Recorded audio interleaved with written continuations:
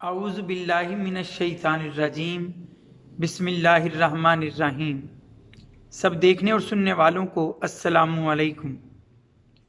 آج 5 فروری 2023 ہے اور اسلامی کیلنڈر کی تاریخ 13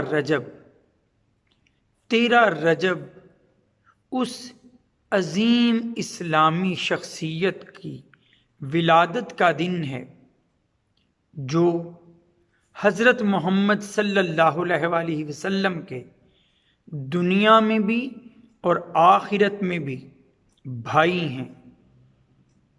حضرت محمد صلی اللہ علیہ وآلہ وسلم جب ہجرت مدینہ کے بعد مہاجرین اور انصار کو بھائی بھائی بنا رہے تھے تو ایک لڑکا روتا ہوا حضرت محمد صلی اللہ علیہ وآلہ وسلم کے پاس آتا ہے اور عرض کرتا ہے، یا رسول اللہ صلی اللہ علیہ وآلہ وسلم، آپ نے سب میں بھائی چارہ قائم کر دیا، لیکن آپ نے مجھے کسی کا بھائی نہیں بنایا۔